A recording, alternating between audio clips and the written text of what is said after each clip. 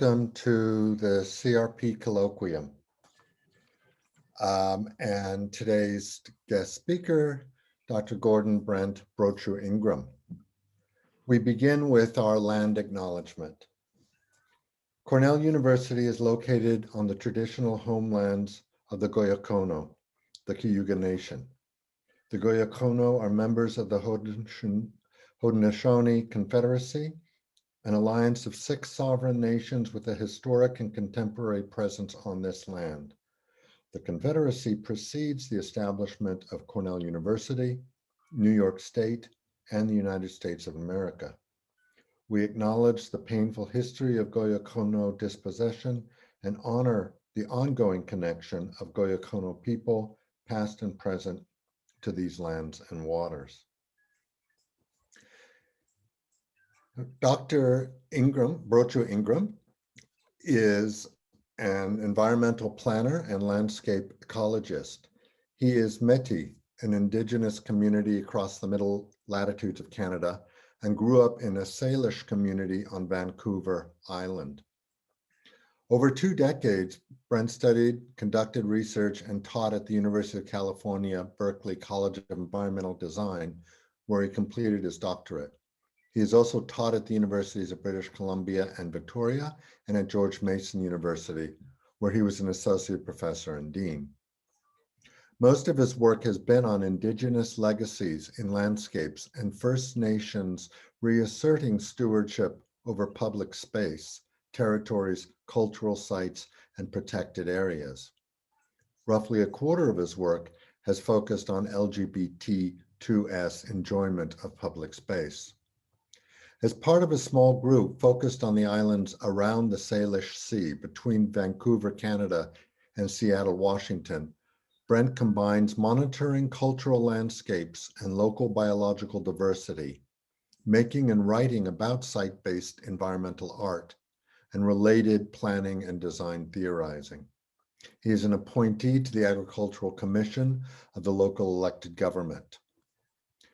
Please join me in welcoming Brent Brochu Ingram. Hey, thank you, everyone. It's really a pleasure to be speaking with all of you at Cornell. And I think in the next few minutes, you'll see why it's important that someone on a little island in an exurban area wants to reach out to the minds of teachers and students at a wonderful university like Cornell. So I'm going to start a PowerPoint presentation, and I'm going to be emphasizing questions rather than answers today. And I'm going to try to finish fairly early so we can have a bit of a back and forth. Generally, I think with your colloquium, people like to ask questions at the end of the presentation. That's fine, but I urge you to ask those questions. And if you need to put a question in the chat, I'll try to respond. So I'm going to shift over to the PowerPoint now and welcome you. Greetings from Salt Spring Island, which is one of the larger. Can you all see that first slide? Yes. Great. So this talk is called The Land We Would Like to Be. And that sounds very poetic, but it's actually a play on the fact that I live in an area where aspiration and achievement are often conflated, right? And people don't like to actually look at and evaluate what they've actually achieved, including around planning and conservation planning. Today, I'm going to be focused on biodiversity conservation planning and how that fits in to community development in the context of First Nations in the area, one of which I grew up as part of, but my mom's part of a community much further north. But in that context, I've been able to operate across some very interesting cultural and political lines. So,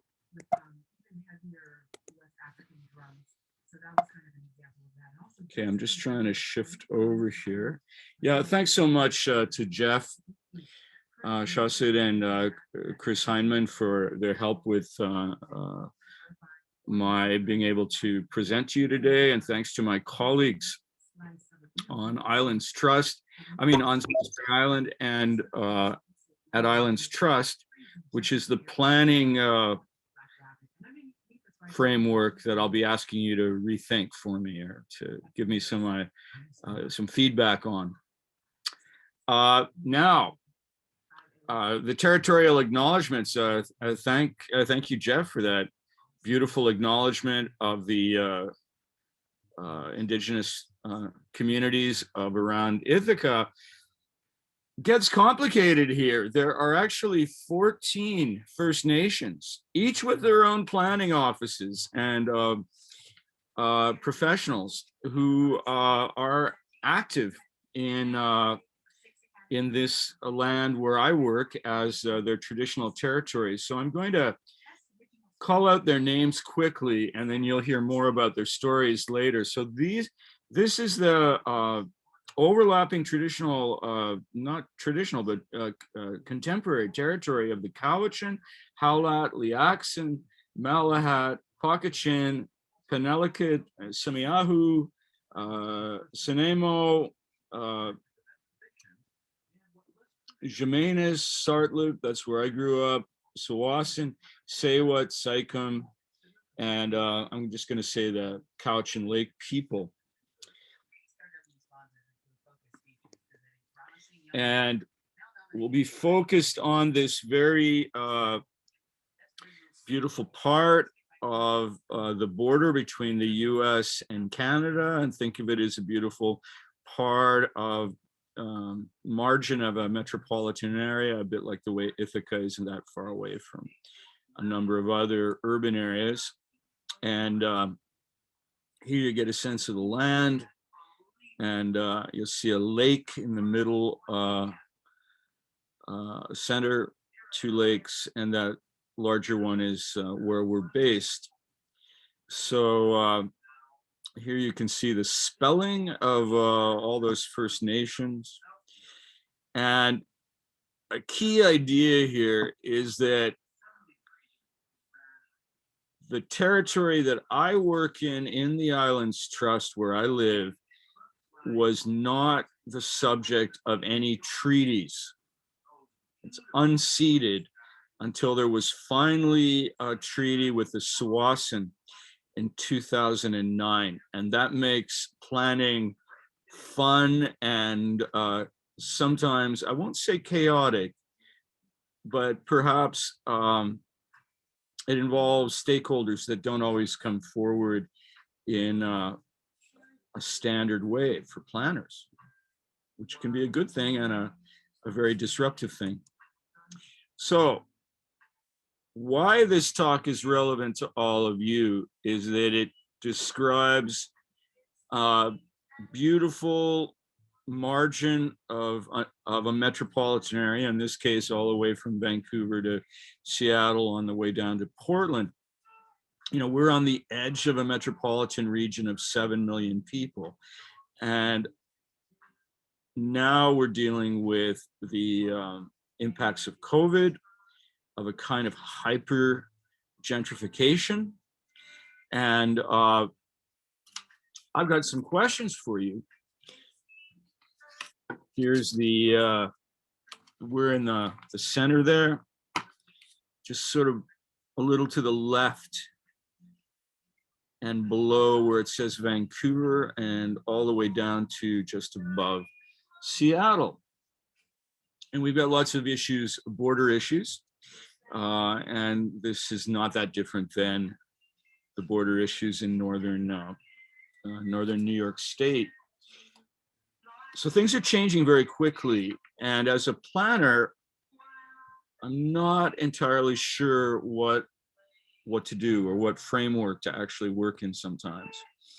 This is the southern area, and in the lower right are the beginnings of the US islands.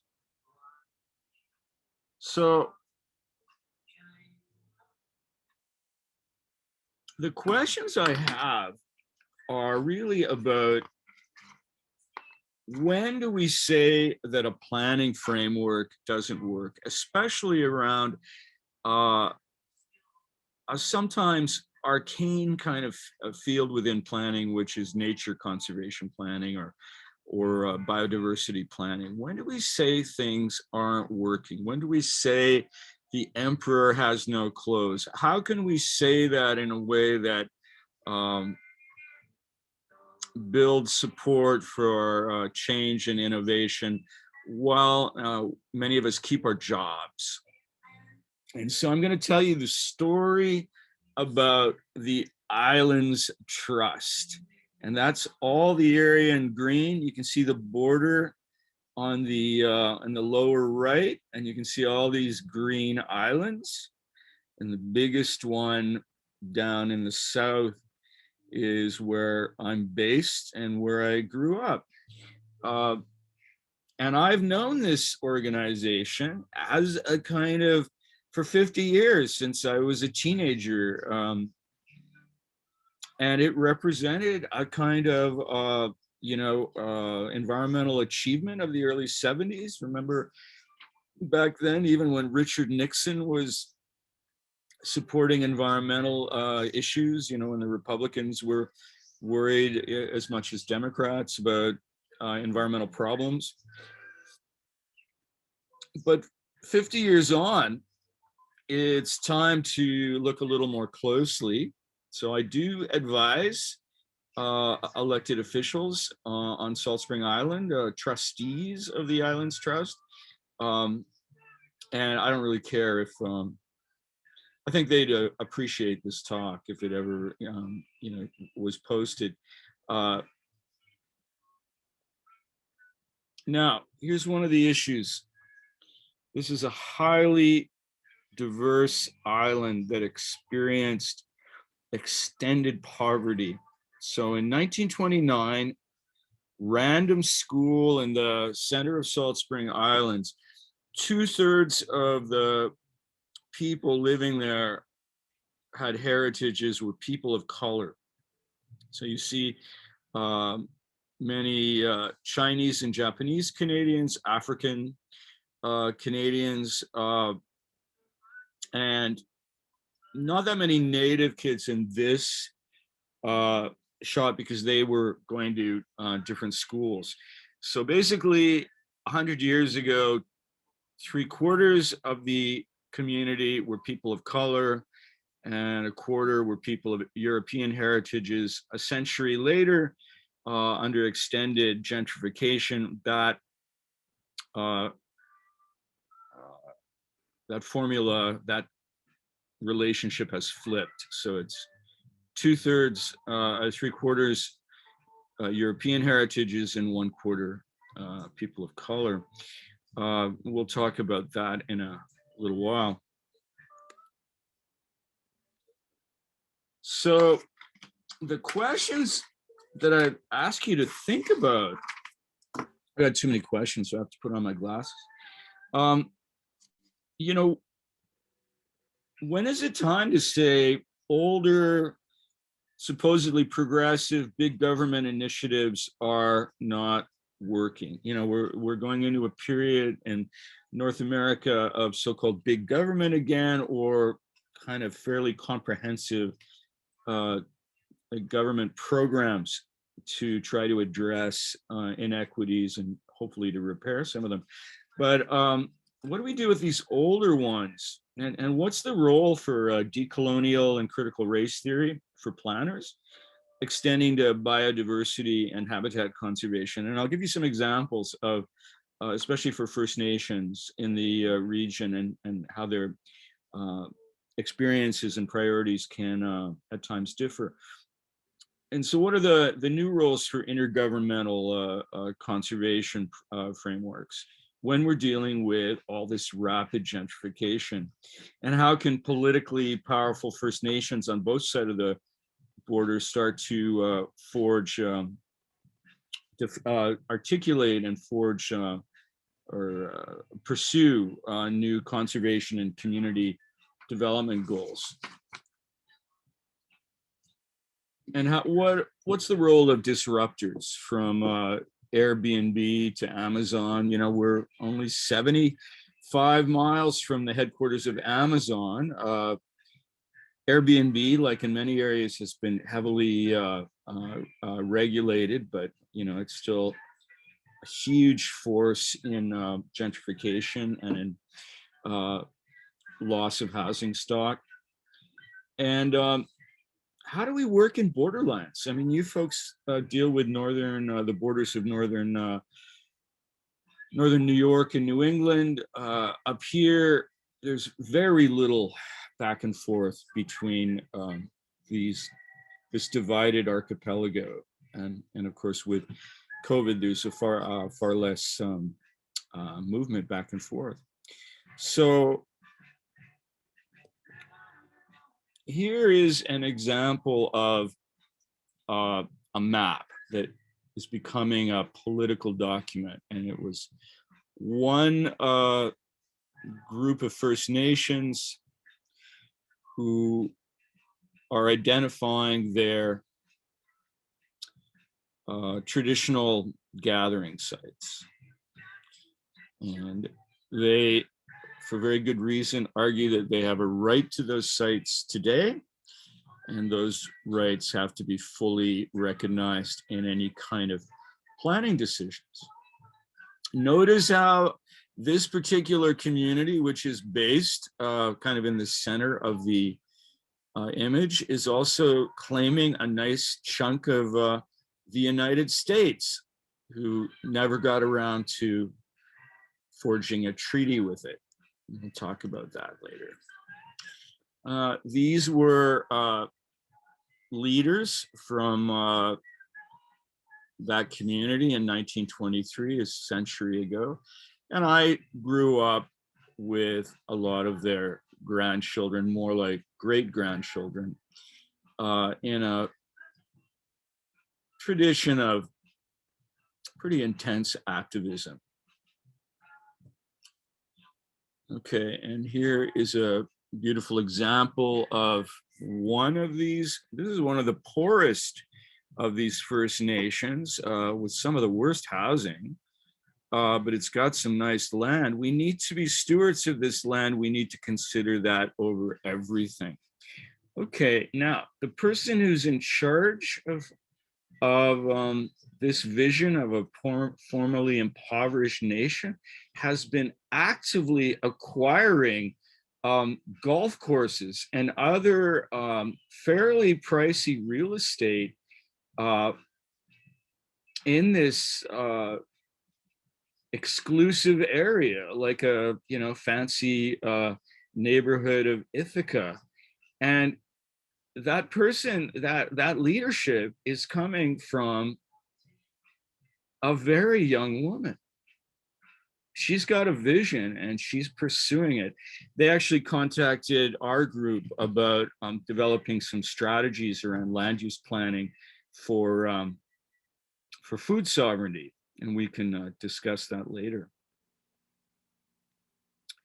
So, everybody in the States, I mean, I went to wonderful American schools like Berkeley. People find these minor Canadian terms a little daunting, but actually the key concepts for this discussion are pretty universal across English-speaking North America. So when we talk about biodiversity and biodiversity conservation, we're generally dealing with three levels: ecosystems and communities, species and some kind of healthy genetic diversity within the species, which might involve a separate subspecies.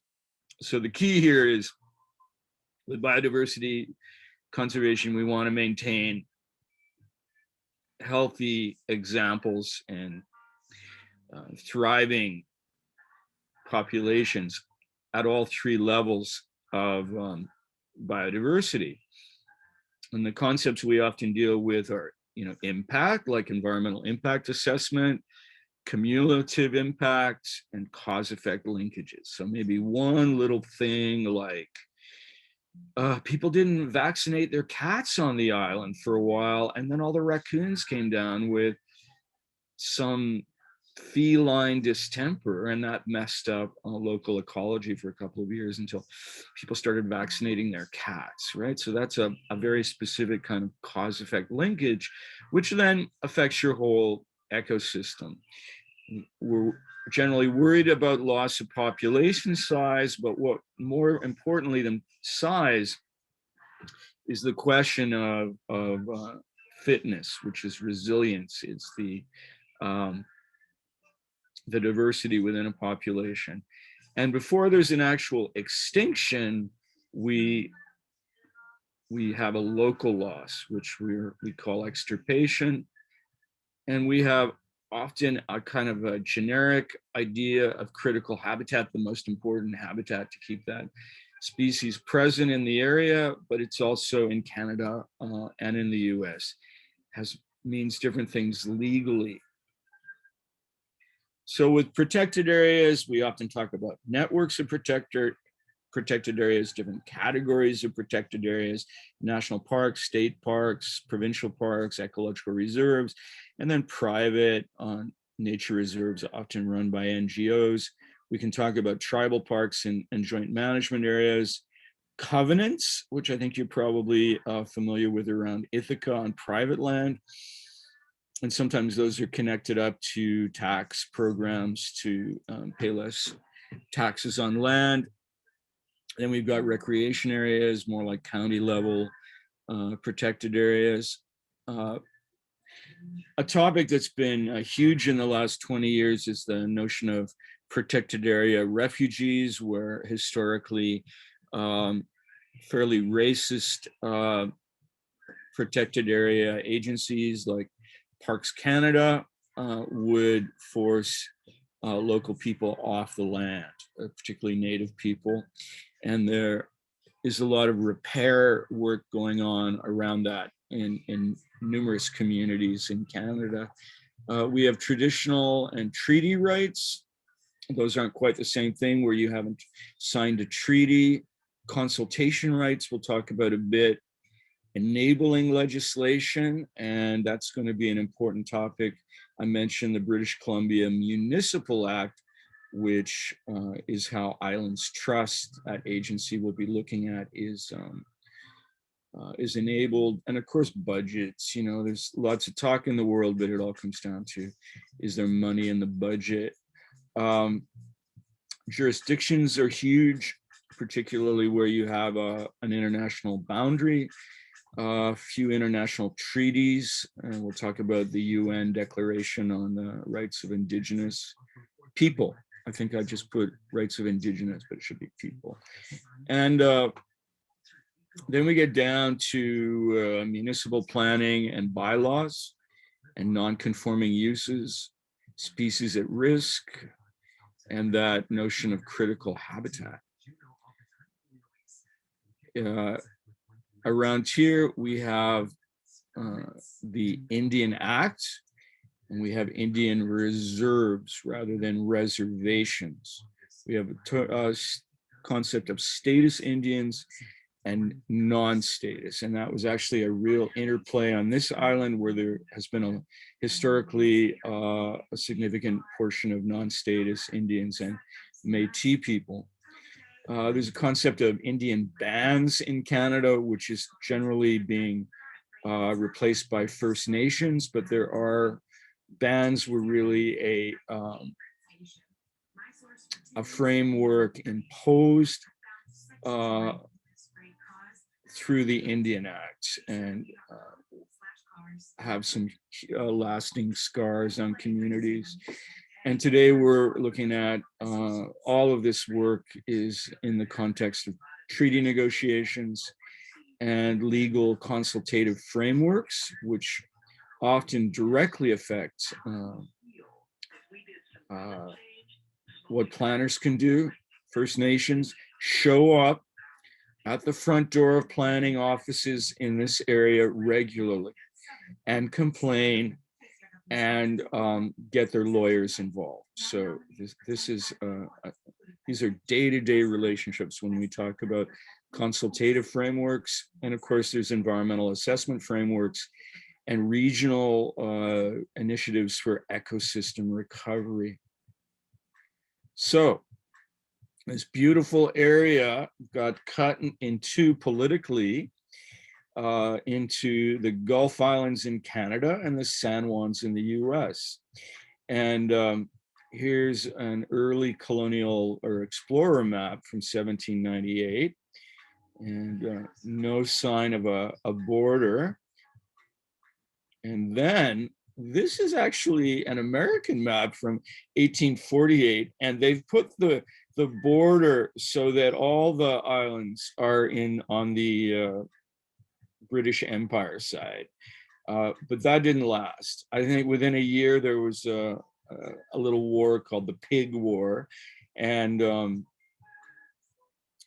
it's not a very accurate map anyway. But so the islands in the middle are now the San Juans of the U.S. that we'd like to have more contact with. There is one ferry through Vancouver Island, but not these days with COVID.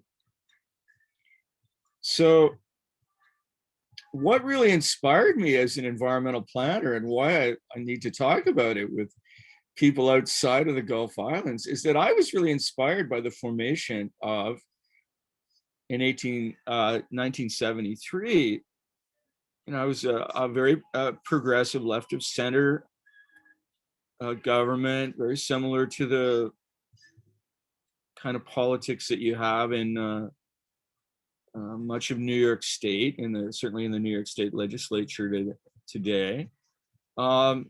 Progressive government, I did some research for, and it was politics that I kind of grew up with, activist politics. So they thought that the solution to protecting these islands was to set up a trust, not a county government, but a kind of a hybrid of an unincorporated rural area and a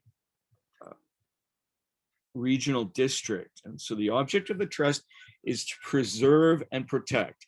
Now, those two words get repeated over and over again. And for planners, it becomes a bit of a headache, because people will actually go to court and say, where is housing?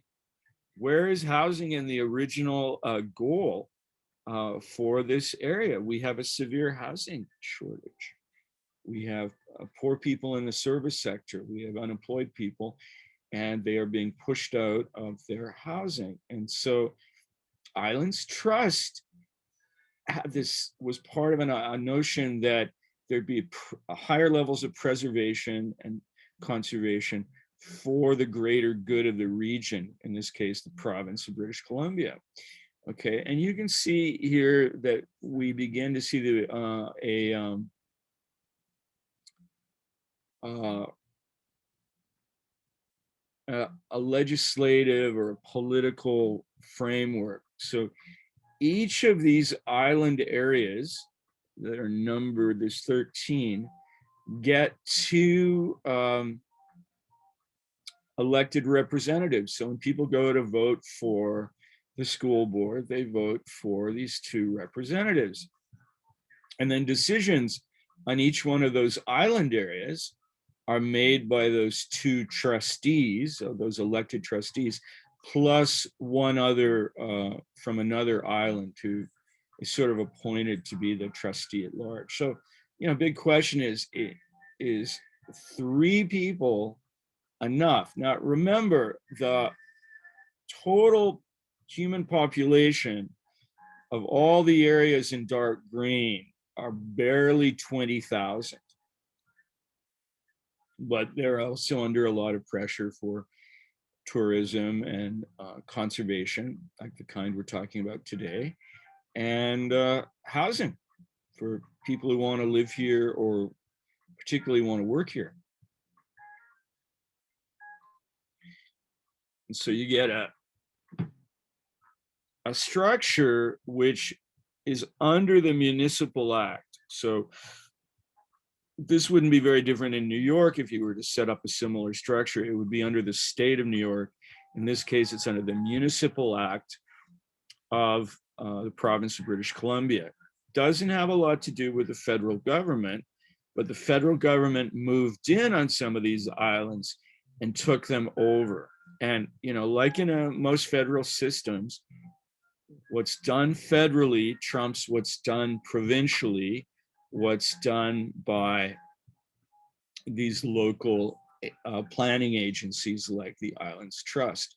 Notice midway down on the right, it says Islands Trust Conservancy Board. And that was set up so that there'd be money to buy protected habitat. And that can, which happens all the time, but it also doesn't always consider local development and housing needs.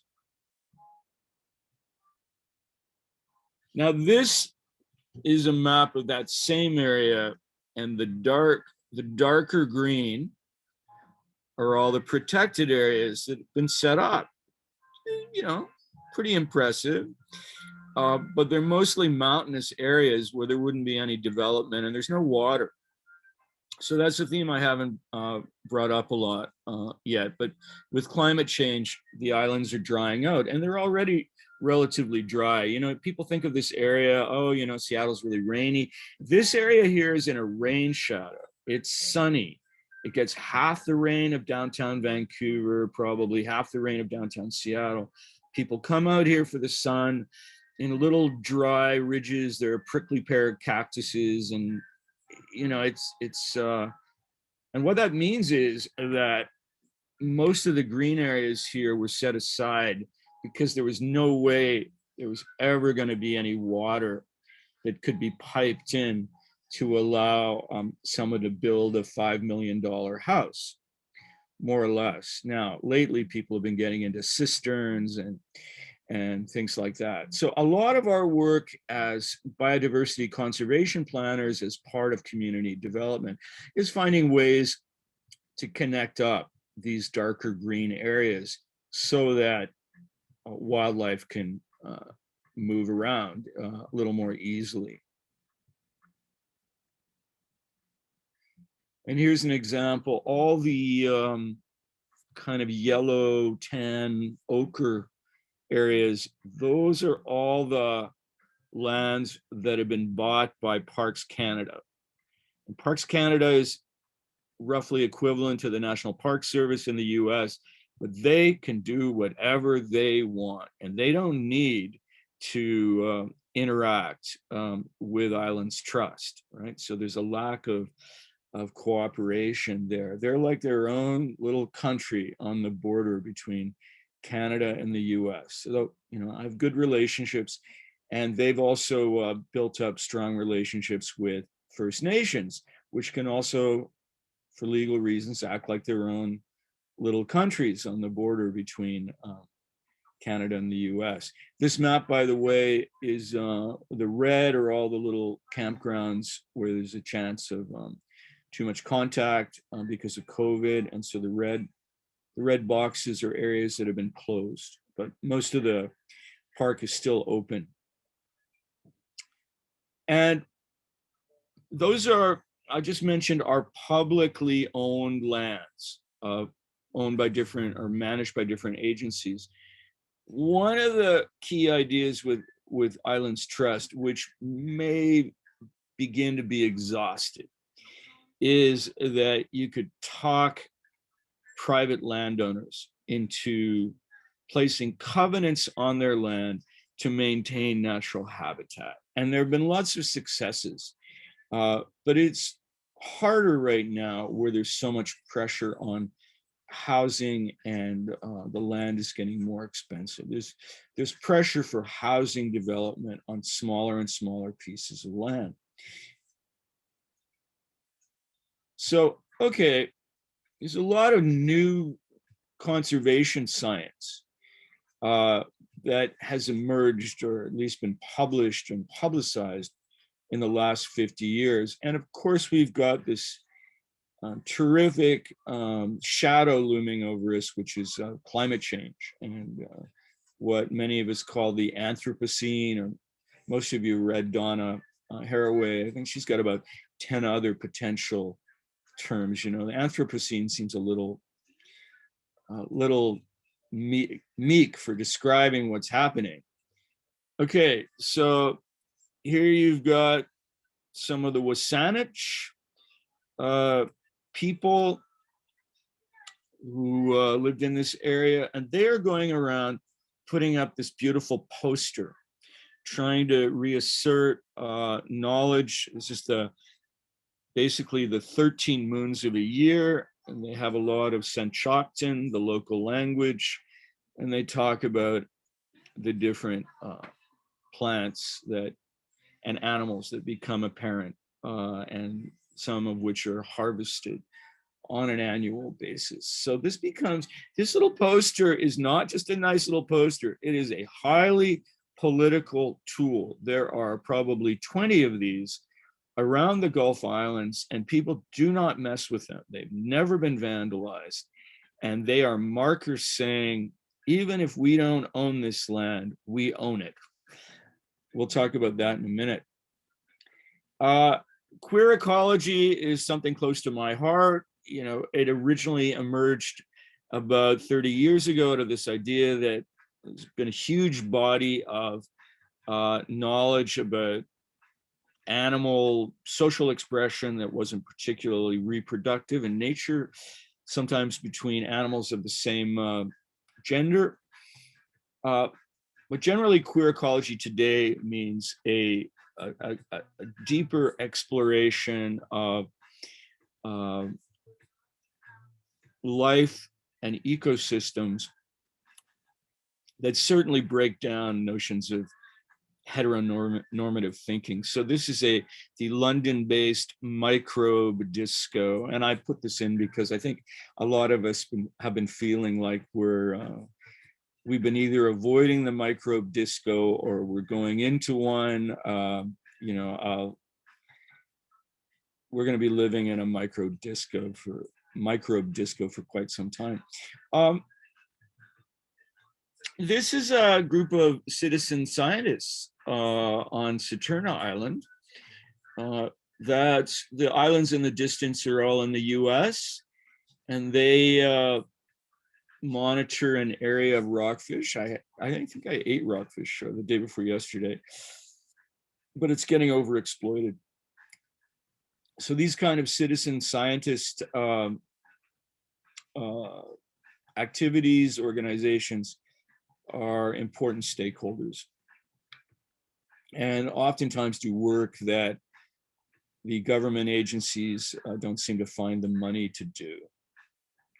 So how does decolonization and repair, what does it have to do with local planning, right? This looks like a kind of a elite area, like on the margins of, some lake around Ithaca, right? So why would we be worried about repair here? Well, this is an area that was part of a highly multicultural set of settlement movements. And those folks haven't always been fully included in decision making. All right. So, for example, a huge number of the early settlers of this island where I'm speaking to you from were African Americans.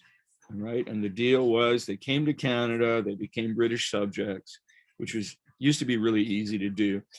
And they could still cross back and forth to Washington State. There weren't any, border guards. So that, this is like literally a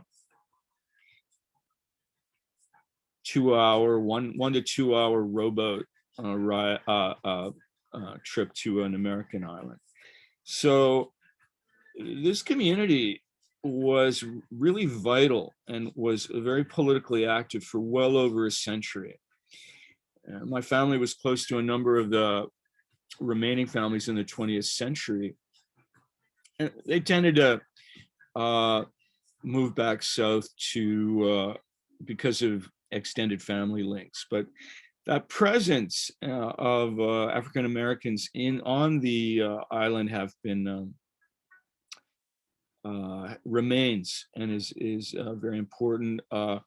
The reason why British Columbia elected to join Canadian Confederation rather than the Union after the Civil War was because these Black settlers were aware of how tenuous was Reconstruction, and they decided that they'd hitch their wagons to Canada. They were the kind of swing vote in the convention for the province that made the final decision on who to join up with.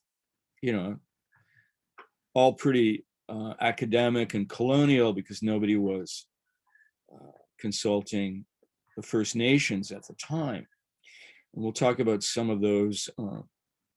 So African Americans were always an active, enfranchised group. I actually was in charge of a large polling station in the middle of this picture for a recent provincial election. And I realized it had been 150 years since this polling station was established, and started out as being majority African Canadian males. But of course, women weren't allowed to vote for another 50 years. So it wasn't a lot to celebrate. Okay, here's another group that have a different perspective on biodiversity, on community development, and these were Hawaiians. And these were Hawaiian settlements. Those settlements, those land grants, the ones in red, were typically twice the size of the ones allocated to the African Canadians. So the Polynesians, the Hawaiians, were here to get away in the 1850s and 60s from a very repressive royal family of Hawaii, and they had visions of creating a kind of Polynesian Arcadia, and then eventually going back to Hawaii and having a revolution or something. And it didn't quite happen, and so that's again been an important community on this island. Now, problematically, some groups got more land than others. And this group, the Cowichan, who are now very active on Salt Spring Island and have actually taken over part of a provincial park, doing a great job of managing and protecting it, were very opposed to the British Empire. And so the British Empire came in, the British Navy came in and blew up, that term gunboat diplomacy, and you think kind of late 19th century United States, but they actually got it from the British Empire, who was blowing up villages like these in theirs in the 1850s. So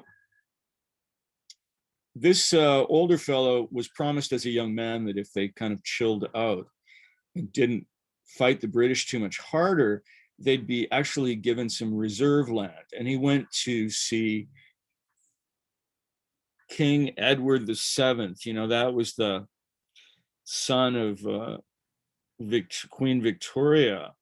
Went to London, Chief to ask for land. Never got it. So this is actually a photo of him coming back humiliated. It's a pretty sad image, actually.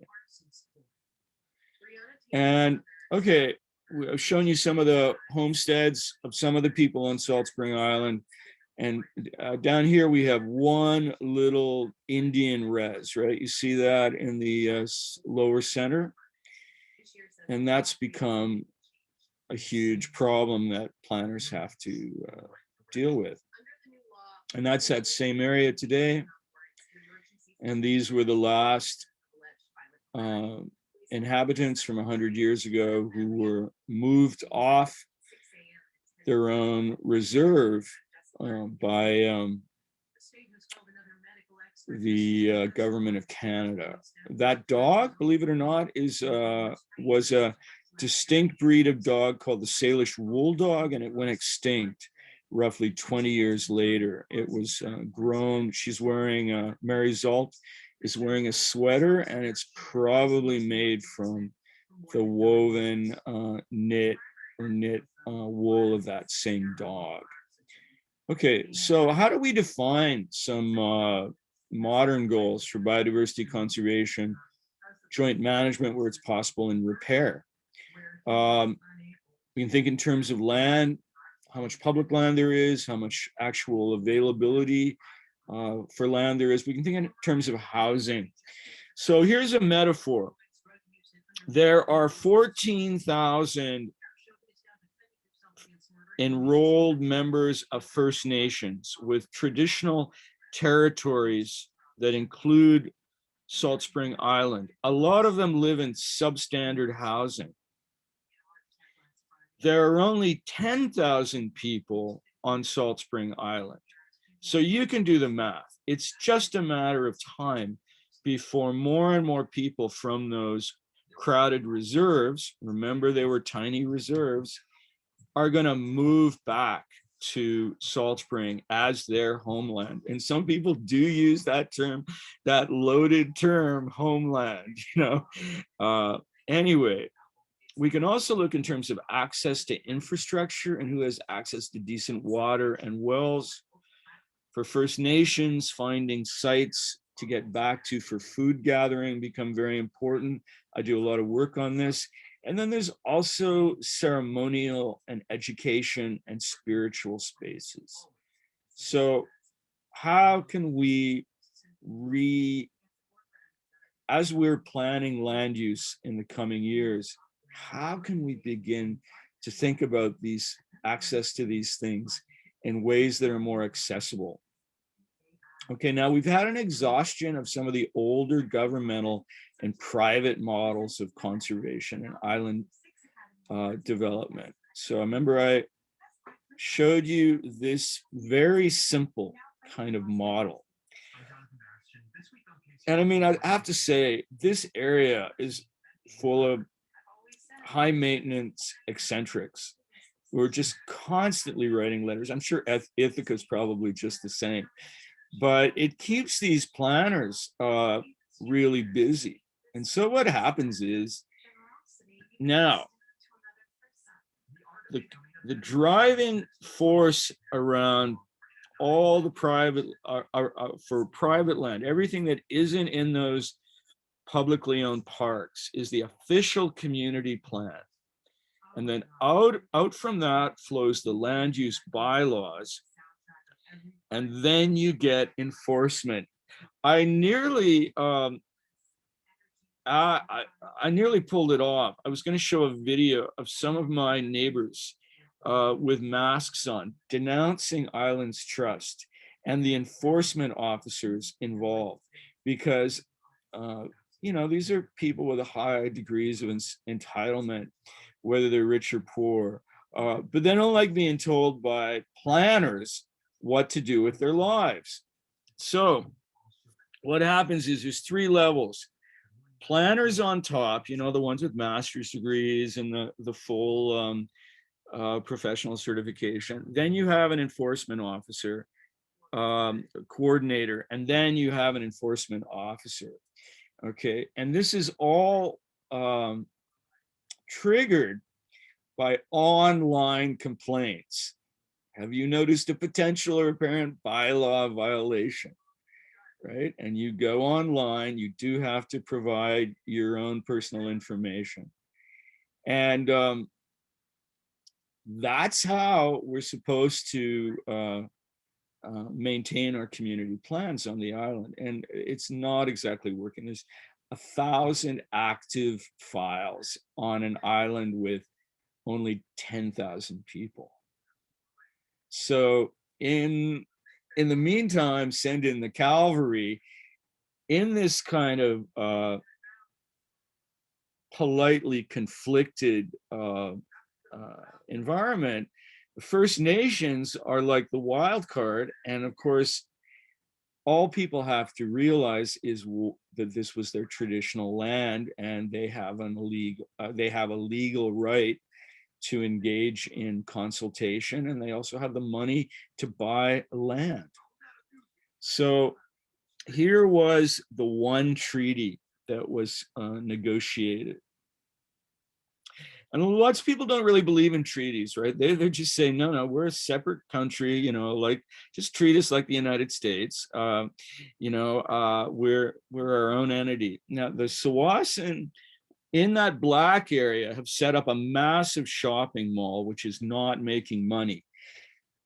Down where it says Gulf Islands on Salt Spring Island, they have a consultative role, and they do show up at Islands Trust, and they are legally recognized as a stakeholder. They potentially could veto certain developments, but the Supreme Court of Canada has kind of weakened consultation, so it's hard to actually veto things. It's more like you have to show that the developer is listening, but then they can go ahead and do what they want, almost. In the meantime, here is Chennam, Halibut Island. This is only about 100 feet from the international border.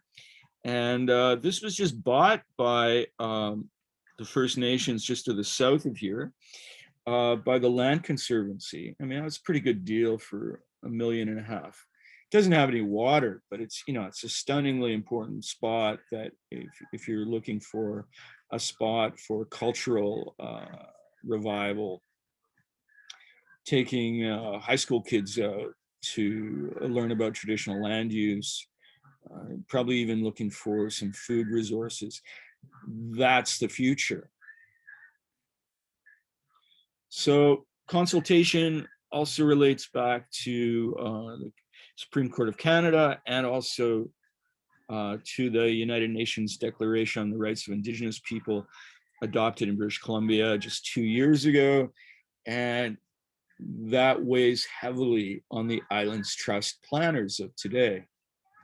So here are some examples. Okay, this is federal critical habitat, like legally determined, for this big bug-eyed moth called the dusky, what's it called now?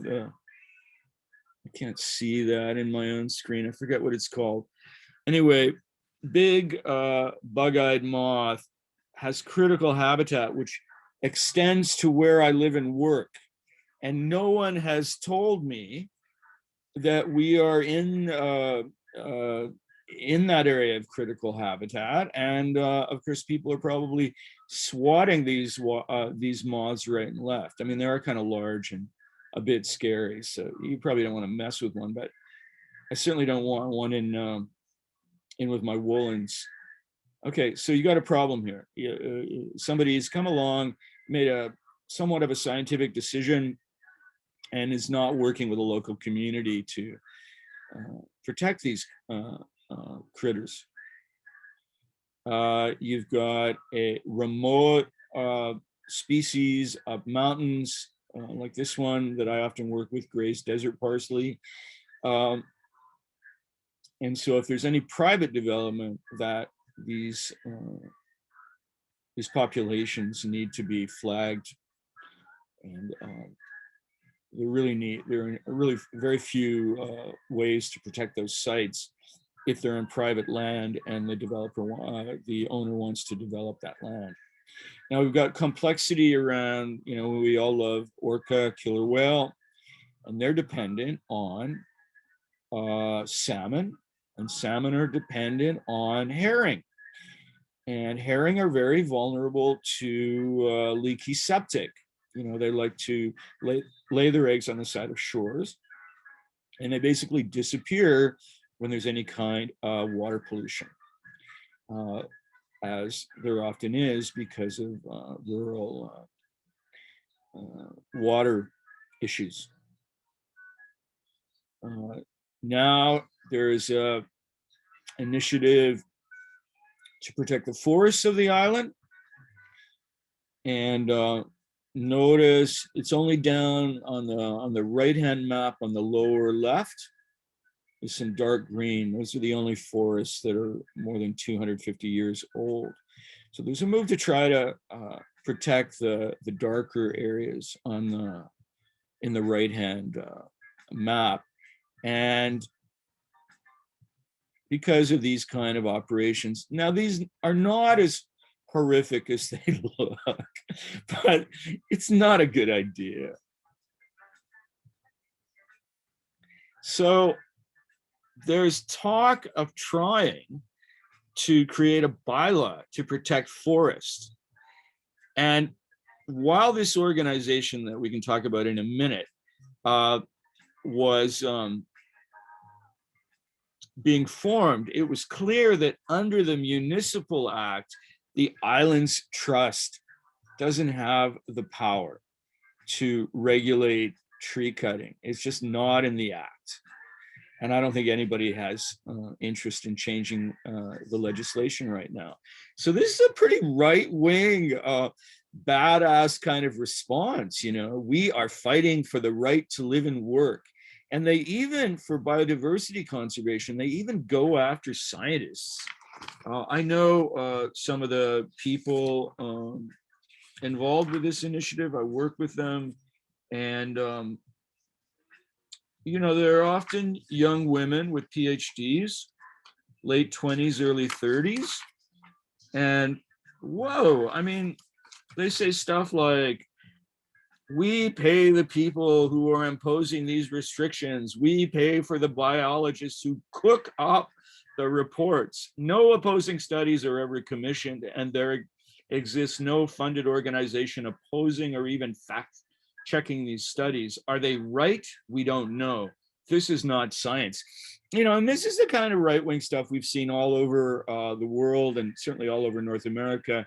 And it's partly been fueled by kind of Trumpian reality avoidance, but it's far more profound than that. And I don't think these people are going to get far, but I don't think Islands Trust is going to be able to do much to protect the forests of the islands unless more of it is bought. And I don't think that's going to happen. So we're kind of in a standoff right now.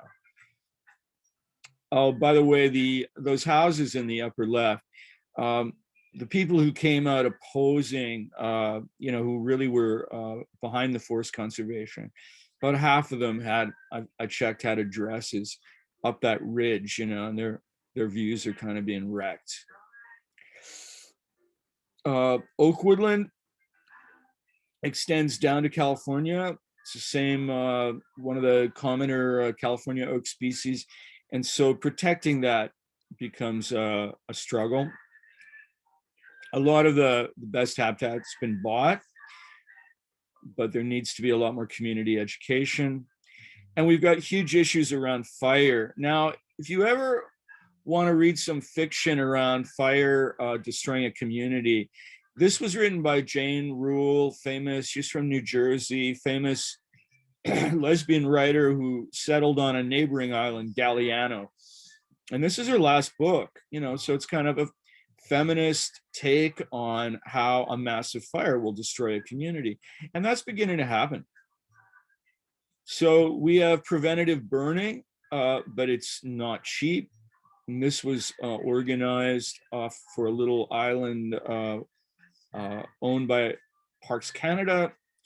You know, the nice thing about Parks Canada is they're kind of a paramilitary organization. So when it comes to stuff like fire, you know, they organize teams of 20, 30 people and somehow figure out a way to pay them. And then we have, this is the couch, and the same fellow who was so humiliated with that photo of King Edward VII. 100 years later, they're doing strategic land planning.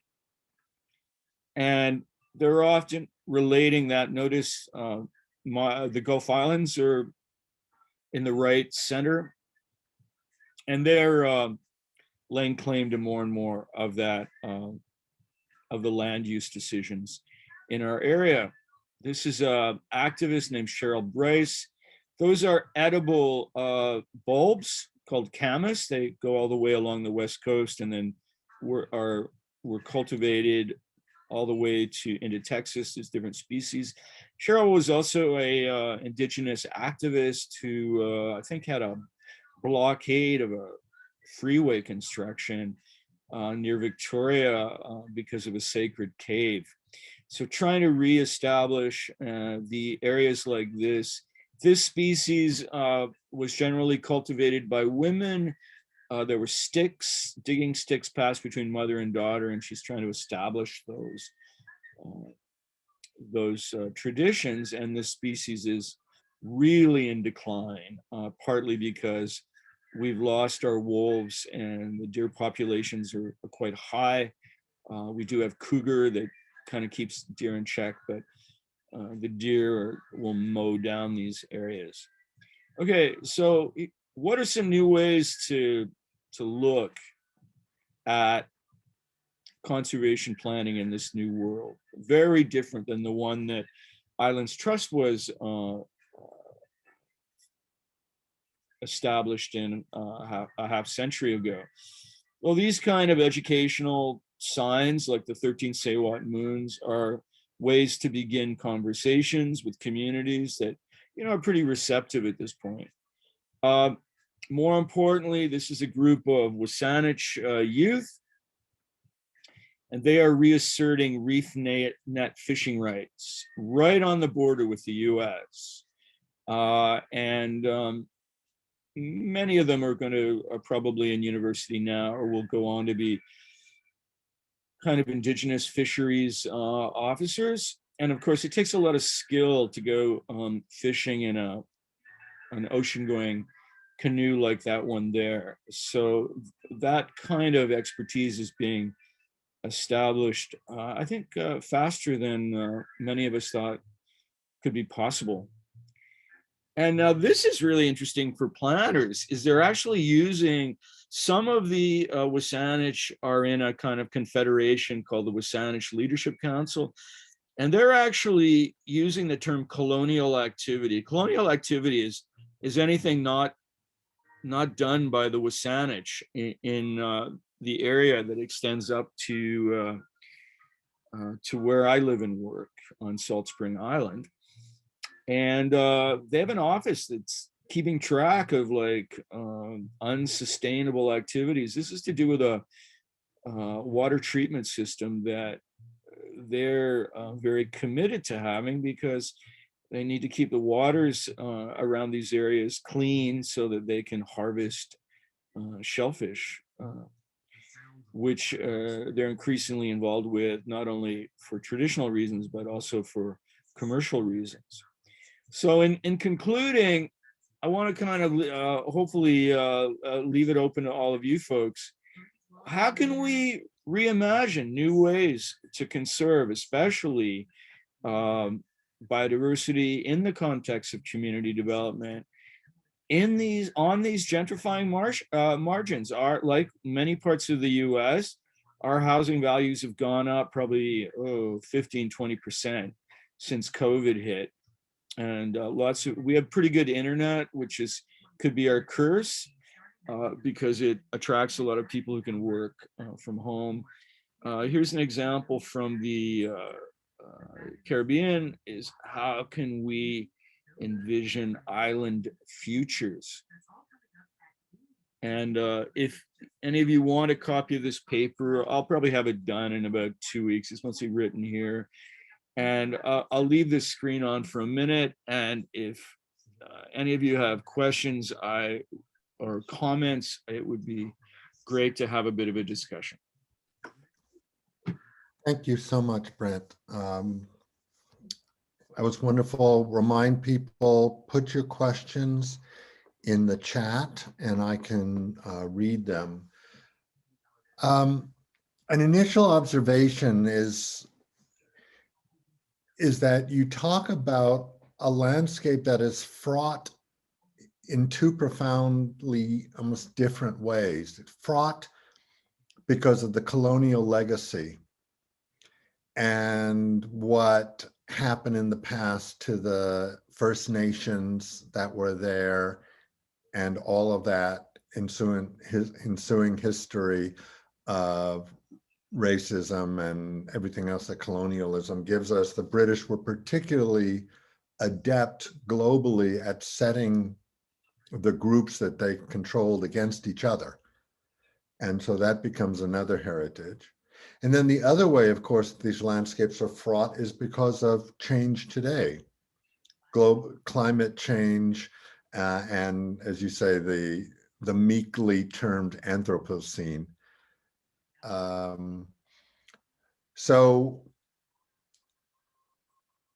if a student in a planning program was interested in engaging these issues, what should they do? Where should they start? Or do they just go to a place and do a deep dive into learning about it? What should they be thinking about? That's such a good question. I would suggest initially a couple of short dives. And I think a lot of people have this vision that they'd get a job with Islands Trust. And, a lot of those, they're not well funded. So a lot of those are short term, but, it's good experience. And then that would allow them to see all of the different sides to land use planning. But it's almost like Islands Trust, Parks Canada, some of the First Nations. But remember, there's 14 First Nations and they all have different politics. For example, the young woman who's the chief of the Pakachin, they've chosen not to be part of that group, the Wasanich Leadership Council, that little confederation. So I think to start, it would be sort of like one of those buffets at a conference that graduate students have a way of showing up at. And I would take a little bit from engage with each of these stakeholders and to not get over committed to the planning culture of one group. So, for example, Parks Canada has planners. They're mostly in Vancouver for this area, and they have a particular planning culture. They go to particular land use park planning seminars. They use particular park planning, federal terminology. In my mind, it's a bit cultish. So I would find ways to engage with the different groups, because in my mind, everything's up for grabs. The frameworks that we've had for 50 years are not going to be what we have in 10 or 20. It's interesting. I don't know if other people have raised their hands. We have still have the chat, and maybe I guess I don't know how many participants will show up if here we go. All right, so from Riva, with the question, thank you for the great talk. I wanted to ask if you see indigenous knowledge and a rejection of the human culture binary as a conscious force that opposes continued colonial extractive development. Do laws and practices by settler governments interfere with what First Nations are trying to do with adaptation planning and biodiversity conservation, or are these two separate and parallel forces? Yeah, oh, that's a wonderful two important questions, close to my heart.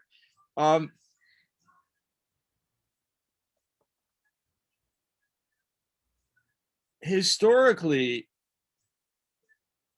any attempt by First Nations, really over the last 150 years, to assert any kind of stewardship over their traditional territories was marked with repression, like legal, like police coming, like the Royal Canadian Mounted Police coming on boats and hauling people away. And those scars still exist in a lot of these communities. So a lot of the attempt to break down a kind of human culture binary involves ceremony. And the ceremony is almost a way to change our consciousnesses, a bit like getting out of the cult of colonialism. The hard part is that we don't want to generalize too much about the history of particular cultures. So for example, the community I grew up in, and they speak Sinchocton, total membership, maybe 6,000 people. They were called saltwater people, and people would go out into the ocean over into US waters, and they would fish that way. And they were also very good with growing oak trees and acorns, and using the acorns. Another language group, the Cowichan, that I showed you samples of, they were had an amazing tradition. They were river people, and they also had exceptional traditions of transplanting food plants into other habitats. All right, now we tend to want to conflate all that knowledge and those perspectives into one culture. And this, the first thing one has to do with indigenous people and land use is the whole point of these indigenous societies is that they were locally based. So they were local pockets of knowledge, of consciousness, of religion, and we can't generalize. And so we see that with these 14 First Nations today, that they're asserting their relationship to particular places and resources, causing havoc on conventional land use planning in different ways. And those different ways are about survival, and they're also about culture. And it's all asymmetrical, it's all very beautiful, but for a land use planner, it's chaotic, which is not a bad thing. So to answer that second question, the laws of the settler governments were devastating, and much of what is happening today is just to begin to create a space to heal and to reassert that knowledge and those responsibilities around biodiversity conservation. I'll give you another example. There's money available for First Nations to get directly involved in protecting species at risk. On these islands, on this island alone, there's 50 species that are either considered endangered in the US and Canada, or what we call at risk, okay? And few of those First Nations have taken advantage of that funding because they just don't have the people and the skill set yet to actually engage in that very colonial framework of species at risk. So I hope I began to answer those two questions. Yes. Yes, thank you so much. So Quinn Kelly asks, have you seen any unlikely and or helpful alliances forming around biodiversity conservation efforts in your region? Oh yeah, I mean, I've got to say, I'm critical of the Islands Trust framework, but there are a huge number of people developing relationships that often span these kind of settler communities to First Nations, but they're often related to particular sites and particular resources that were important. So I'll give you one example that came together nicely because Parks Canada kind of got the ball rolling, and yet it's become a much more community based process. So there is an island just near here. It's about 2 miles away, just off the coast of this big island, and it had a traditional clam garden. So there was a kind of mariculture with clams and oysters, where these walls were built below tide, very related to, I don't think there's a connection, but to some traditional Polynesian practices, but probably with other groups around the Pacific. Now, Parks Canada noted that they acquired this area and got enough consultation from elders that you've had about 4 or 5 First Nations working together along with a huge number of local volunteers. I've only photographed it. You can probably, if you just Google my name and then clam garden, the area that we've been focused on is called Russell Island. But that's been a wonderful kind of progressive, team-oriented project that has involved lots of different stakeholders coming together. But it was because of a few elders and young people who were passionate about restoring this knowledge on traditional mariculture. I hope that answers it. That's a nice example. Question, you talked about the fact that this is where you came from, and this is where you've gone back to. I'm curious how you understand or see this place differently today than you did growing up there. Oh, thank you. It's a great question. I feel like when you're growing up, it's very easy, especially in the 70s, it was very easy to put your faith in a new organization. Like in the US, the Environmental Protection Agency was set up in the 70s. A lot of progressive organizations. I had gone to a high school in Oakland, California, that was jointly managed by the Black Panther Party. My parents wanted me to add an opportunity. It was kind of a experiment and interracial learning, great experience. So I went back to British Columbia and felt like maybe in 20 years, we'd see so much improvements around race and around cultural diversity.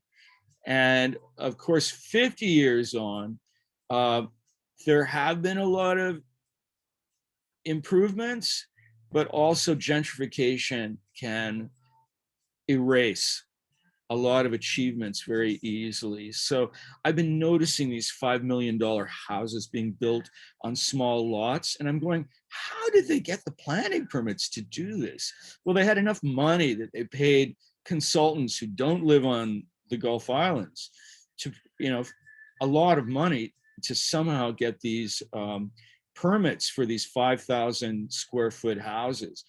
So I feel very optimistic living here, but I also feel like it's very easy for history to be erased, particularly multicultural histories. And there isn't enough discussion right now of rural poverty or the amount of poverty that historically has existed on this island. Thank you. So we have time for one last question, and that's coming from Lin Wu. How do First Nations in the area reckon with the international border crossing through this ecological region? On a planning level, is there interfederal government cooperation for local environmental planning? What a great way to end this discussion. And thank you, Lynn, for those two questions, because in a way, I hope these questions will lead to whatever you think about for similar areas that you work in the coming years. So the First Nations around here claim a big chunk of the US San Juans. And then there's a wonderful island group on Lummi Island, just to the east, like, 20, not even 20 miles. And large community, very active in environmental conservation and protection of their own traditional resources. So the Wasanich people, and to some extent the, we call them Halkaminum treaty group, are gradually asserting more of a presence across the border. And there was a treaty, there is some kind of a more general treaty around dual citizenship. So that there is part of the Canadian population of the Gulf Islands First Nations communities that do go back and forth.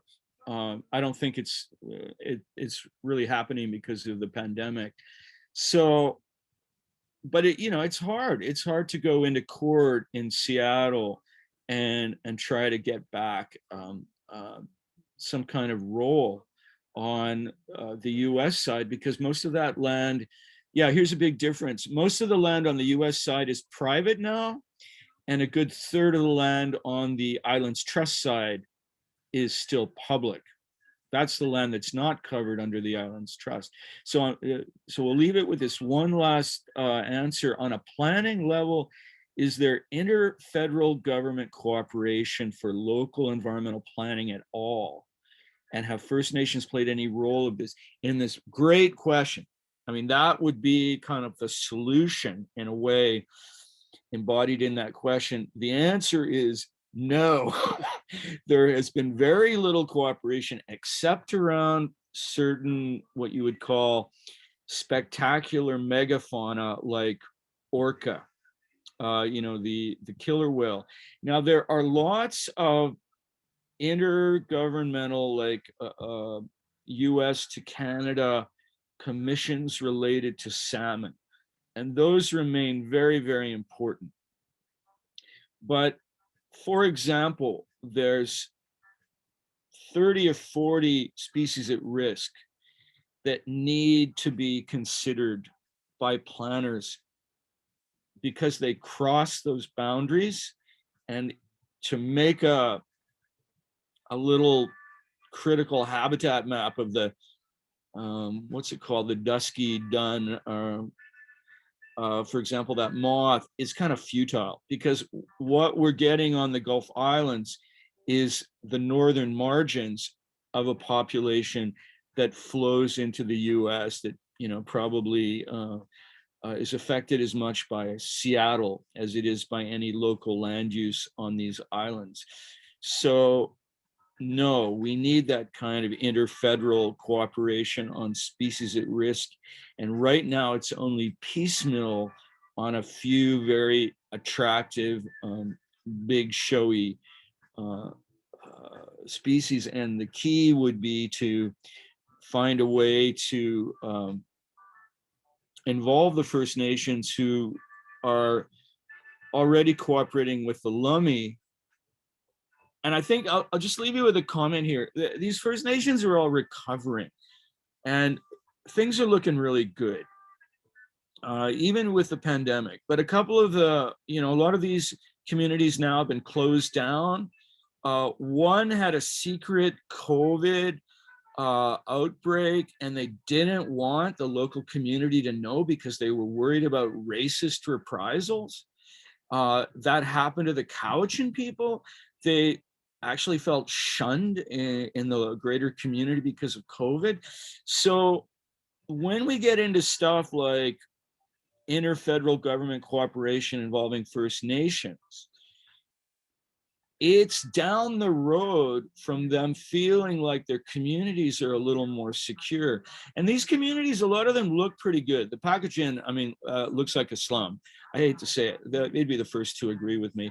But a lot of these communities on the surface look like nice middle-class areas, but they're dealing with huge issues of infrastructure, like water quality. All right, so they're dealing with that before they're probably going to get into some of these complex issues, trans-border issues around less important elements of biodiversity.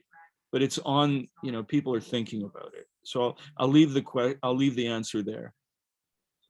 Thank you very much, Brent. And thank you for a really interesting conversation and presentation. It's a nice perspective that we haven't heard from a lot in the department before.